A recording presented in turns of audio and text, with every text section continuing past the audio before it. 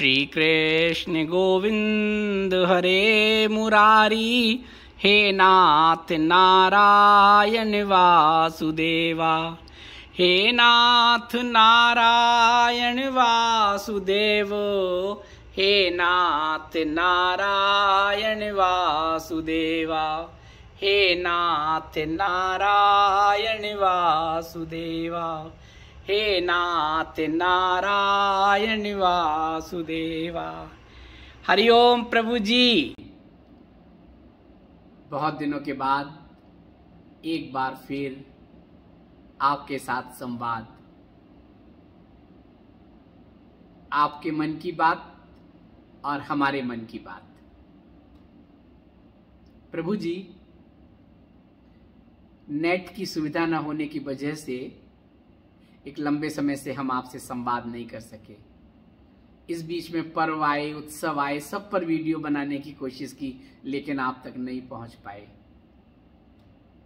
आज भी प्रयास कर रहे हैं कि शायद ये आपके पास समय पर पहुंच जाए। प्रभु जी, इस समय व्हाट्सएप तो हम नहीं देख पा रहे हैं, फोन भी नहीं इस्तेमाल कर पा रहे हैं नेट की वजह से।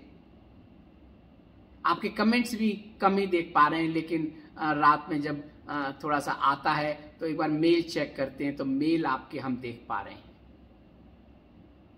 सबके जवाब भी नहीं दे पा रहे हैं, लेकिन पढ़ लेते हैं, कुछ कमेंट्स भी पढ़ लेते हैं। और मेल पर तो सब व्यक्तिगत समस्याएं होती हैं, जिज्ञासाएं होती हैं, लंबे लंबे मेल आते हैं, तो उसको एक बार पढ़ लेते हैं और लगता है कि कुछ खास बातें जब इकट्ठी हो जाएंगी तो आपके साथ हम शेयर कर लेंगे। अब आपके इतने ज्यादा मेल आने लगे हैं कि हम तो सारे मेल पढ़ भी नहीं पाते हैं, लेकिन बहुत सारे मेल तो वही आते हैं कि संधि काल के इस संक्रमण काल में बहुत सारे लोगों ने अपनों को खो दिया और उनका ठीक से अंतिम संस्कार भी नहीं कर पाए। पहले भी हम आपको बता चुके हैं। कुछ लोगों ने लिखा कि हमें अपने पूर्वज दिखाई देते हैं, प्रेत के रूप में दिखाई देते हैं, भूत के रूप में दिखाई देते हैं, डर जाते हैं हम। पहले भी हम इस पर बहुत चर्चा कर चुके हैं। अभी उनकी जिज्ञासाओं में कुछ और नई बातें आई हैं। एक प्रभु जी ने लिखा कि हमारी जब माताजी पिताजी के रहते हुए जब हमारी माताजी का स्वर्गवास हुआ था तो हमने घर में गरुड़ पुराण का पाठ कराया था पिताजी ने, और हमने सुना था उसमें मृत्यु के बाद जीव की क्या दशा होती है, क्या क्या कर्म कांड होते हैं और नहीं करने से क्या क्या होता है, वो सब हमने सुना था। और हमारे पिताजी ने वो सब का पालन किया था और उन्होंने कह दिया था कि जब भी हम जाएंगे तो इसको जरूर कर्मकांड को करना और गरुड़ पुराण का पाठ कराना। लेकिन हमारे पिता तो कोरोना में चले गए, हम तो उनको अंतिम संस्कार भी ठीक से नहीं कर पाए। और उस समय तो लॉकडाउन था तो घर में भी हम कर्मकांड नहीं कर पाए और गरुड़ पाठ का तो प्रश्न ही नहीं था। अब बताइए क्या करें? क्या अब हम गरुड़ पुराण का पाठ करा लें? क्या अब हम पंडित जी को बुला के करा लें? अब तो बहुत दिन हो गए हैं। एक और इसी तरह का प्रश्न आया कि गरुड़ पुराण के अनुसार यदि जीव के मृत्यु के बाद संस्कार ठीक से नहीं किए जाएं तो उसे गति नहीं मिलती है और नरक में जाने के बाद तो बहुत नरक की वेदना होती है, ऐसा गरुड़ पुराण में बताया है। एक प्रभु जी ने यह भी पूछा कि गरुड़ पुराण क्या आपने पढ़ा है? और फिर नीचे पुनश्च करके लिख दिया कि हमने आपसे पूछ लिया, लेकिन हमें पता है गरुड़ पुराण को घर में नहीं रखते हैं, उसका पाठ नहीं करते हैं। जब किसी की मृत्यु हो जाती है तभी गरुड़ पुराण का श्रवण किया जाता है, वो भी पंडित सुनाते हैं। फिर भी हमने आपसे पूछ लिया। प्रभु जी, इसलिए मुझे लगा कि इस पर एक बार चर्चा तो करना चाहिए। हालांकि हमारे मन में विचार नहीं आता वेदों पर बात करना, पुराणों पर बात करना, उपनिषदों पर बात करना। इसके बहुत सारे मास्टर्स हैं हमारे आसपास, विद्वान हैं, संत हैं, महात्मा हैं, पूज्य प्रवर हैं, भागवतकार हैं, कथाकार हैं। और आप सुनते रहते हैं सोशल मीडिया पर या हमारे इस तरह के चैनल पर लगातार भागवत की कथाएं होती हैं, गीता पर प्रवचन होते हैं, पुराणों पर बातें होती हैं, लगातार आप सुनते रहते हैं। लेकिन आपकी जो जिज्ञासा है उसका मुझे नहीं लगता कि उसका ठीक से किसी ने कभी कोई जवाब दिया हो। वही एक तरह की कथा, वही शुकदेव जी ने परीक्षित से कहा, वही ये हुआ, ये अवतार हुए, सब हुए, और पूरे मद् भागवत जी में 10वें अध्याय पर आके पूरी कृष्ण की पूरी कथा, वही उत्सव, वही राम की कथा, अवतारों के सारे अवतार सूक्ष्म बता के बस कृष्ण के अवतार की पूरी व्याख्या बड़ी बड़ी करके और सब चीजें बता के कथा, कहानी, संगीत, गीत में खत्म हो जाता है। लेकिन जिज्ञासाएं लोगों की बनी रहती हैं और इस पर हमारे मन में कभी विचार नहीं आया बात करने का। आप देखिए ना, देश में लाखों कथाकार हैं, व्याख्याकार हैं, और श्रीमद् भागवत पर तो कितने लोगों ने कितने बार अपने जीवन में कथाएं की हैं, 7 दिन के उत्सव किए हैं, और हमारे चैनलों पे तो लगातार आते हैं। आजकल ऑनलाइन है, यूट्यूब पर भी आने लगे हैं।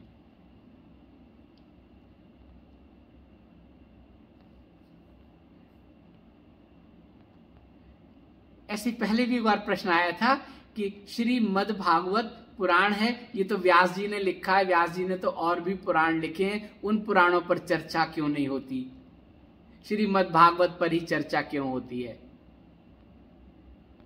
उनके बहुत सारे प्रश्न थे ईश्वर को लेके, तब एक ये प्रश्न भी आया था, लेकिन प्रभु जी इन सब से तो हम विचार ही नहीं आता ये सब बात करने के लिए। इतने विद्वान, लाखों विद्वानों के बीच में इस तरह की चर्चा करना मुझे तो नहीं, कभी विचार ही नहीं आया। लेकिन आज मुझे लगा आप लोगों के जिज्ञासाएं देख के, सवाल देख के, अपनों को खोने के बाद कि कर्म कांड पर कुछ बातें करें, गरुड़ पुराण पर कुछ बातें करें, घर में क्यों नहीं रखते हैं इस पर कुछ बातें करें, क्या है गरुड़ पुराण में इस पर बातें करें, और गरुड़ पुराण में जिससे हम भयभीत हो जाते हैं या हम डर रहे हैं कि गति नहीं हुई होगी जीवात्मा की, इस पर हम बात करें। इसलिए आज तो केवल हम आपसे भूमिका बता रहे हैं, लेकिन हम गरुड़ पुराण को लेकर आपके सारे जितने भी संशय हैं उस पर चर्चा करेंगे, और हमारा जो अपना परिवार है उनसे बात करेंगे। हमें बाकी किसी पर नहीं, कुछ जो हो रहा है ठीक हो रहा है, जो लोग बता रहे हैं ठीक है, हमारे पंडित लोग, हमारे कथाकार लोग घरों में गरुड़ पुराण का पाठ कर रहे हैं, ठीक है, घर में नहीं रखना चाहिए, ठीक है, क्योंकि जब मैं कहूंगा आप सबको गरुड़ महापुराण को घर में लाना चाहिए, इसका श्रवण करना चाहिए, चिंतन करना चाहिए, मनन करना चाहिए, स्वाध्याय करना चाहिए, तो बहुत सारे प्रश्न उठेंगे। ऐसे प्रश्न आज से 12 वर्ष पहले भी उठे थे। मुझे याद है हम बद्रीनाथ में थे और बद्रीनाथ में प्रभु जी शेष नेत्र आश्रम में रुके थे। मैंने आपको पहले भी बताया था, उस समय वहां पर एक भागवत कथा का पाठ किया गया था, और बाबा जी, नीव करौली बाबा जी के जो शिष्य थे वो पूरा ग्रुप आया था माता जी के साथ, और शेष नेत्र आश्रम के ही एक भाग में रुके थे, और पास में ही एक जगह कथा का आयोजन था, श्रीमद् भागवत कथा का। हम उस आश्रम में रुके थे। प्रभु जी, क्या होता था कि वहां धूप बहुत आती थी उस आश्रम में, तो वहां के जो बाल भोग के बाद वहां के संत महात्मा सब इकट्ठा हो जाते थे, आते थे, बैठते थे और सत्संग करते थे, किसी विषय को लेके चर्चा होती थी। और चूंकि भागवत का पाठ हो रहा था तो ज्यादातर यही बातें होती थी, श्रीमद् भागवत को लेके, ग्रंथों को लेके, आत्मा को लेके, और बड़े बड़े विद्वान लोग सब बैठे थे, भागवतकार थे। एक तो वो पीएचडी थे और वो वेद में उन्होंने पीएचडी किया है, वो थे, अच्छे अच्छे लोग बैठे थे, रोज चर्चा होती थी। हम भी जाके एक दीवार पर बैठ जाते थे, वहीं पास में एक दीवार बनी थी, पत्थर थे, कुछ कुर्सियां थी, ऐसे लोग 8-10 लोग बैठ जाते थे, चर्चा होती थी। हम सुनते थे, हमें तो बहुत आनंद आता था। और प्रभु जी 3-3 घंटे की 12 बजे फिर भोग होता था, तो 9 से 12 तक ये चर्चा होती थी। सब जो आश्रम में रुके वो भी आ जाते थे, आसपास के आश्रम के लोग भी आते थे, क्योंकि सबको कोई महीने भर, कोई 15 दिन, कोई 1 हफ्ते के लिए वहां पर आया था। मुझे याद है वहां चर्चा हुई कि श्री मद् भागवत पुराण का ही कथा क्यों होती, पाठ क्यों होती है। व्यास जी ने तो और भी लिखे हैं, उस पर चर्चा क्यों नहीं होती है। ऐसा क्या है जो श्री मद् भागवत में है और बाकी पुराणों में नहीं है। एक ही ऋषि ने सब पुराण लिखे हैं, फिर उसका ही क्यों पाठ कराया जाता है।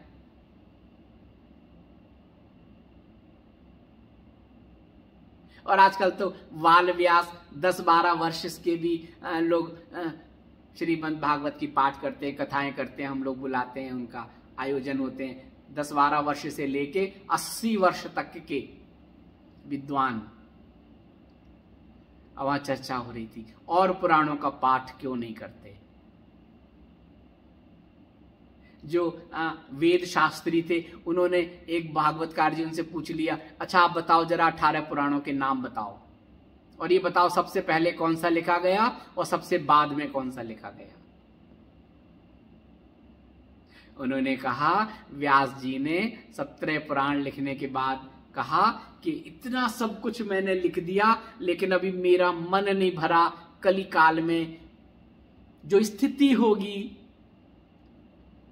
उसके हिसाब से उनकी सरल भाषा में, सहज भाषा में, कथा कहानियों के साथ अवतारों का वर्णन करते हुए एक संपूर्ण पुराण मुझे लिखना है। और तब उन्होंने श्री मद् भागवत पुराण लिखा। गणेश जी ने लिखा, व्यास जी ने बोला, ऐसा उन्होंने बताया। अब इस पर तो प्रभु जी बहस होने लगी। उन्होंने कहा ये आखिरी पुराण नहीं है, ये तो बीच का पुराण है। श्रीमद् भागवत पुराण को कुछ लोग भागवत पुराण कहते हैं, एक देवी पुराण भी है, कुछ लोग देवी पुराण कहते हैं। कितनी प्रभु जी वहां चर्चा होती रही। 3 दिन तक लगातार, रोज 12 बजे आउटपुट 0। फिर कल के लिए हो जाए आत्मा की क्या स्थिति है, पुराणों में क्या है। और वो जो वेद शास्त्री थे उन्होंने कहा कि नहीं, उन्होंने आखिरी पुराण लिखा महाभारत, सबसे बड़ा है, और व्यास जी तो उसके साक्षी रहे, इसलिए उन्होंने उन घटनाओं का विस्तार से वर्णन किया है। उसमें भी तो सब कुछ है।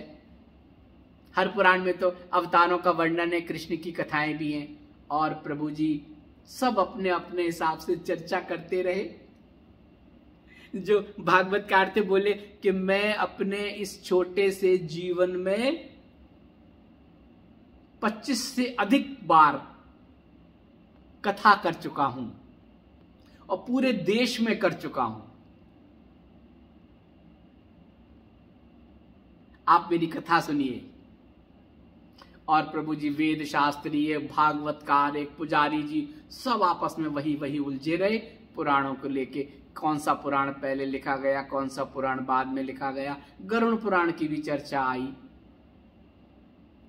किस पुराण में क्या नहीं है जो दूसरे पुराण में आपस में ही होते रहे, विचार विमर्श होता रहा, शास्त्रार्थ जैसे होता रहा, तेज शब्दों में भी बातें होती रही। प्रभु जी मैं शांति से सुनता रहा, मुझे लगा कि कुछ तो है, इस पर चिंतन मनन करने की जरूरत है, इस पर विचार करने की जरूरत है।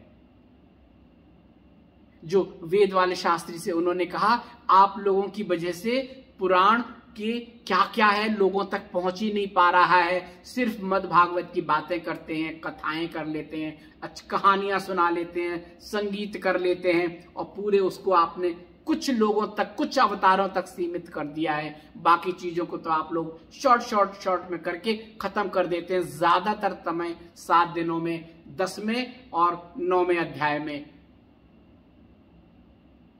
बिताते हैं। चर्चा होने लगी, बहस होने लगी। प्रभु जी मेरा ज्ञान तो बहुत सीमित तब भी था, अब भी है, लेकिन आया इस पर चिंतन करना चाहिए। और प्रभु जी 2008 की बात है, चिंतन किया, मनन किया, क्या है, किसने लिखे हैं ये पुराण, कब लिखे हैं, कब व्यास जी आए, कृष्ण की घटनाएं हैं तो उसके बाद लिखे गए हैं। और कृष्ण का तो जो भी कुछ हुआ है सब अभी 5,500 वर्ष पहले हुआ है। और पुराणों को तो वेद का विस्तार बताया गया है। क्या है ये, और अलग अलग पुराण क्या है।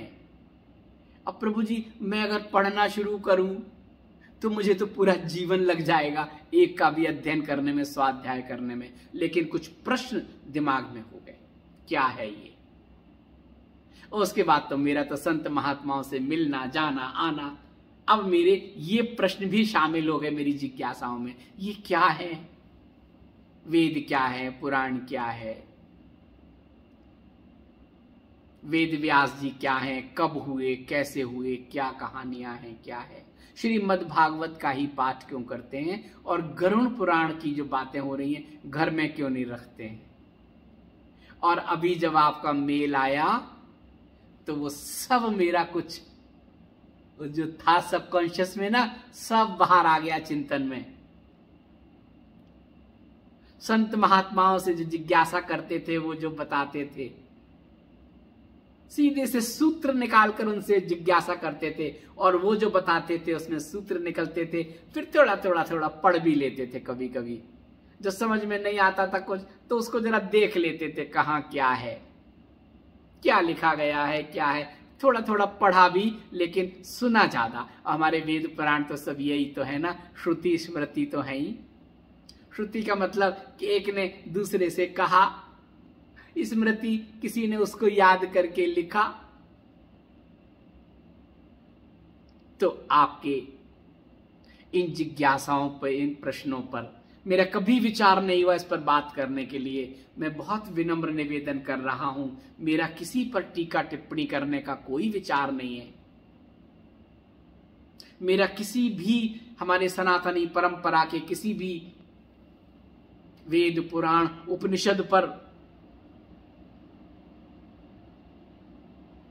अपने विचार रखने का अधिकार सबको है।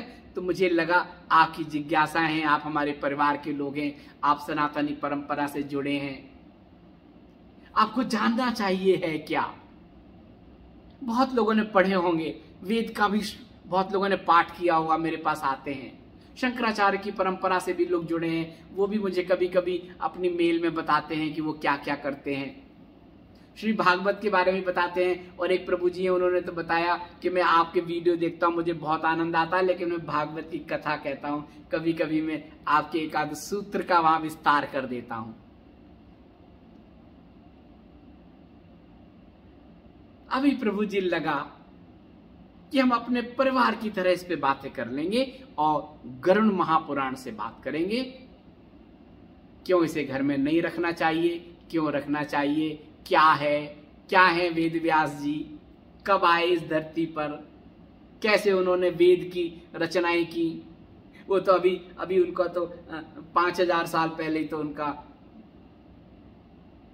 जन्म हुआ है, कृष्ण द्वैपायन के नाम से, द्वैपायन कृष्ण। ये सब क्या है, व्यास क्या है, वेद व्यास क्या है, पदवी क्या है, किसने ये सब लिखा है, कैसे लिखा है, इस सब पे लगा थोड़ी थोड़ी चर्चा कर लें। आज भूमिका, अगर ये वीडियो आप तक पहुंच गया तो समझ लेना हमने आपसे संवाद हो गया हमारा आपका।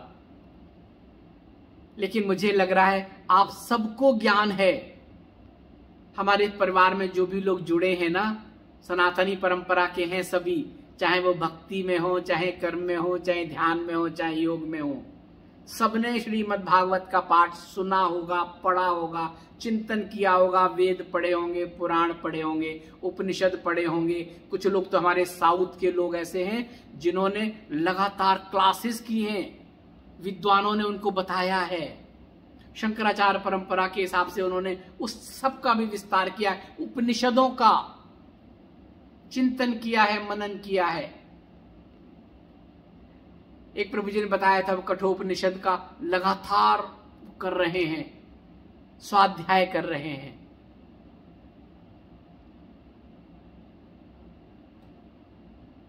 वहां पर गंगोत्री से पहले गणेशपुर एक स्थान है, वहां स्वामी जी हैं, स्वामी प्रेमानंद जी महाराज। वर्षों से योग वशिष्ठ पर लगातार बात करते हैं। हर रोज सुबह उनके आश्रम में जो लोग भी होते हैं, कुछ लोग आ जाते हैं, बैठ जाते हैं, 10 हो, 5 हो, 15 हो, 20 हो, योग वशिष्ठ पर वो बात करते हैं, व्याख्या करते हैं। उनका अधिकार है उस पर, वर्षों से कर रहे हैं योग वशिष्ठ को लेके।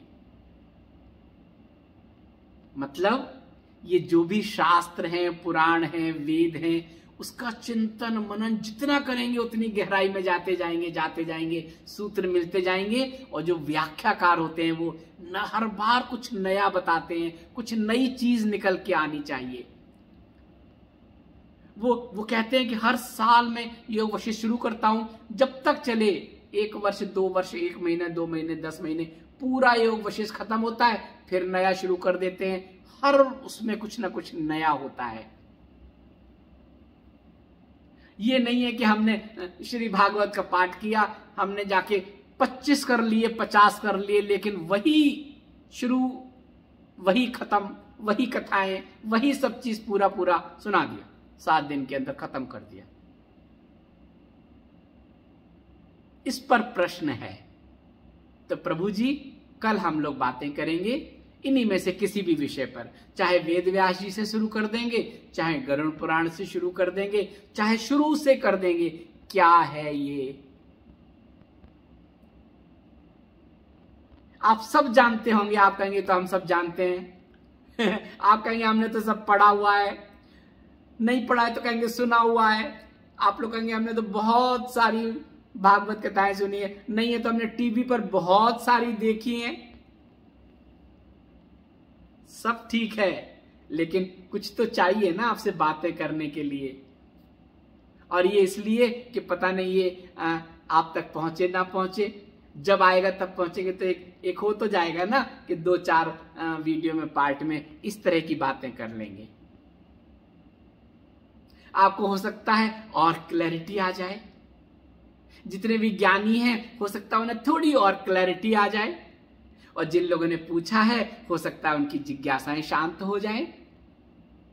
तो प्रभु जी कल हम लोग इसी विषय पर बात करेंगे, अगर ये वीडियो आप तक पहुंच गया तो। प्रभु जी आप लोगों ने बहुत सारे अपने व्यक्तिगत मेल भी किए हैं समस्याओं को लेके।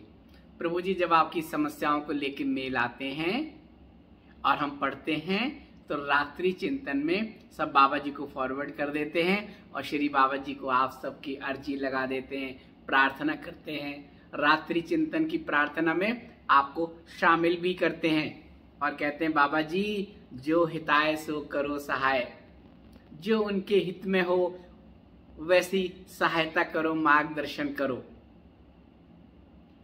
अकाल योग है तो उसको धीरे से निकाल दें, आहावा से मुक्त रखें, जो उनके हित में हो वो करो। यही प्रार्थना करते हैं, बाकी तो आप जाने और बाबा जी जाने। एक माता जी ने कहा आप तो रमता योगी हैं अचानक गायब हो गए। आपको मालूम है प्रभु जी ये जो अचानक गायब होने वाली बात है ना, हम तो बता देते हैं जब कहीं जाना होता है, जैसे अभी हम कहीं जाएंगे। लेकिन ये नेट की समस्या है ना, नेट ऐसा कर देता है आपको लगता है गायब हो गए हम। ये नेट का करिश्मा है क्या करें बताइए। उन माता जी के बहुत से मेल आए। प्रभु जी उन्होंने शायद कुछ लिखा था, उनका मेल आया होगा, हमने उसका बाबा जी को अर्जी लगाई होगी। बहुत अच्छी आत्मा है वो, उनको जवाब दिया होगा।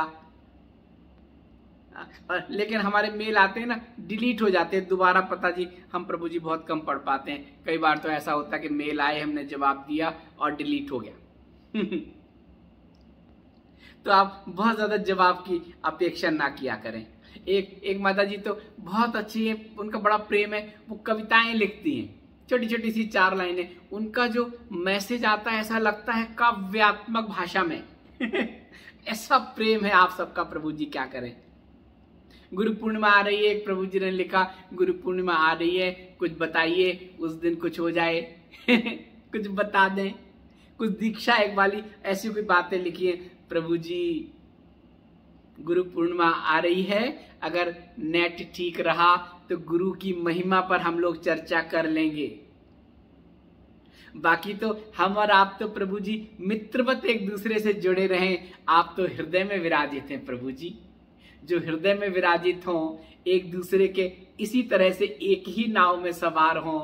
वहां कौन बड़ा और कौन छोटा, कौन किसको क्या देगा, कौन किससे क्या लेगा, ये अपना प्रेम और स्नेह बनाए रखें प्रभु जी।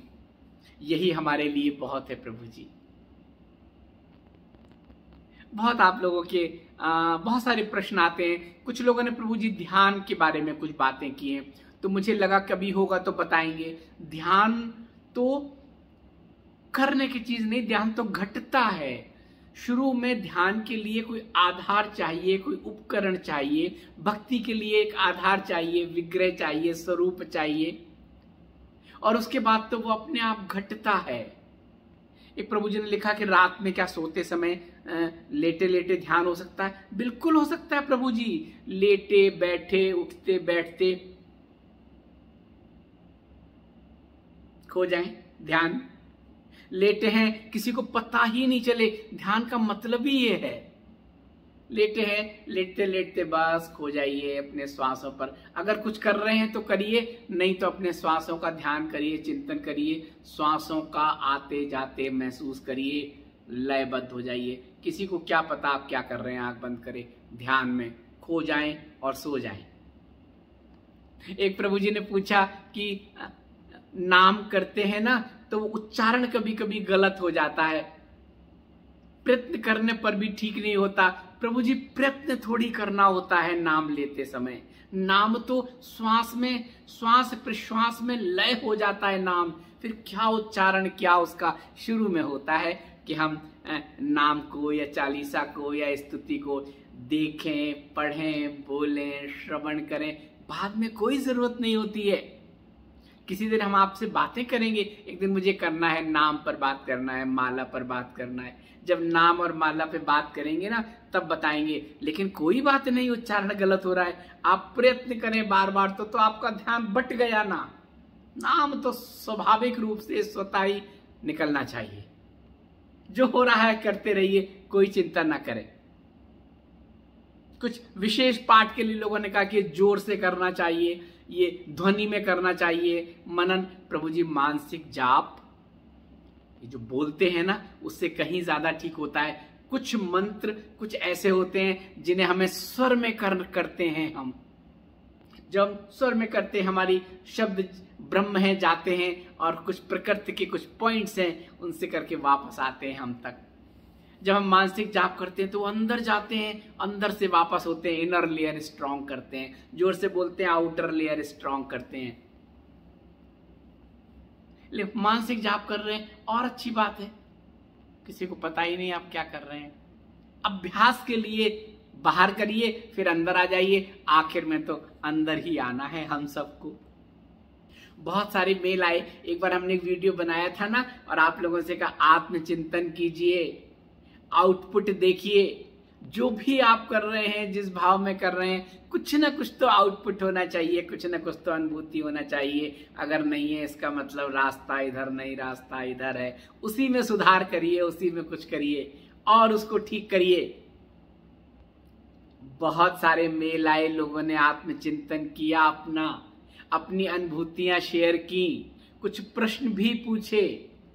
उसको तो कभी बाद में अगर प्रभु जी समय मिला तभी बता पाएंगे। लेकिन बहुत अच्छी बात है कि आप लोगों ने आत्मनिरीक्षण किया, आत्मचिंतन किया, अपना अपना आउटपुट शेयर किया। प्रभु कृपा करें, आपकी यात्रा को आगे बढ़ाएं। हम तो बाबा जी से कृपा करते हैं, बाबा जी से प्रार्थना करते हैं, श्री बाबा जी जो हिताय सो करो सहाय। आप सबके हरिओम आते हैं, आपकी जो भी चीज आते हैं सब श्री बाबा जी को फॉरवर्ड कर देते हैं, और बाबा जी से कहते हैं बाबा जी अब आप जानो, शुभ शुभ करो, मंगलमय करो, प्रार्थना में शामिल कर लेते हैं। ऐसा है प्रभु जी कितने सारे आप लोगों के मेल आए हैं। प्रभु जी मेल पढ़ते हैं लेकिन सबके पढ़ नहीं पाते हैं, सबके जवाब भी नहीं दे पाते हैं, बहुत लंबे लंबे मेल भी होते हैं। लेकिन जहां लगता है कि हाँ कोई समस्या है तो बाबा जी को फॉरवर्ड कर देते हैं। अनुभूतियां आती हैं, चलो ठीक है आपने कर दी, हमने पहुंच गई, हमारे तक पहुंच गई नहीं, बाबा जी को फॉरवर्ड कर दी। ऐसा है प्रभु जी। अपना प्रेम, स्नेह और सहयोग बनाए रखिए। अभी आप लोग ज्यादा व्हाट्सएप ना करें और फोन तो बिल्कुल ही ना करें। वीडियो जो आते हैं उसमें कमेंट्स कर लीजिए। और आपके पास मेल आईडी है, मेल आईडी तो कितनी बार बता चुके हैं, yatrakatha77@gmail.com। आप शेयर करते रहें। और प्रभु जी अब हम स्थान परिवर्तन हमारा होने वाला है। अब हम आगे की यात्रा पर जाएंगे। बहुत लोगों ने फिर कोरोना के बारे में बातें की हैं, तीसरी लहर के बारे में बातें की, हम बता चुके हैं पहले। आप देख लीजिए, बार बार फिर उस पर बात करना ठीक नहीं लगता है। भय मुक्त रहें, आनंद में रहें। होगा जो होगा कल देखा जाएगा। अपनी सुरक्षा रखें, अपना प्रिकॉशन लें, अपना 100% दें, वर्तमान में जिएं, अपना 100% दें। जो भी परिणाम आए उसे एक्सेप्ट करें, एनालाइज करें, कमी देखें और 200% दें। आगे बढ़ें, रुकना नहीं है, निराश नहीं होना है, आगे बढ़ना है। ईश्वर और मृत्यु को हमेशा याद रखना है। कोई भी निर्णय लेते समय जिसके बारे में निर्णय ले रहे हैं, खुद को उसकी जगह रखकर देख लें, कभी गलत निर्णय नहीं होगा। सत्य के साथ चलने का प्रयास करें। ठीक है प्रभु जी, कल फिर हम लोग बात करेंगे इसी विषय को आगे बढ़ा के। नेट की दिक्कत है इसलिए थोड़ा सा आगे पीछे वीडियो मिले तो कोई बात नहीं प्रभु जी। आगे हम जहां भी जाएंगे आपको बताएंगे कि अब हम कहां जा रहे हैं। हरि ओम।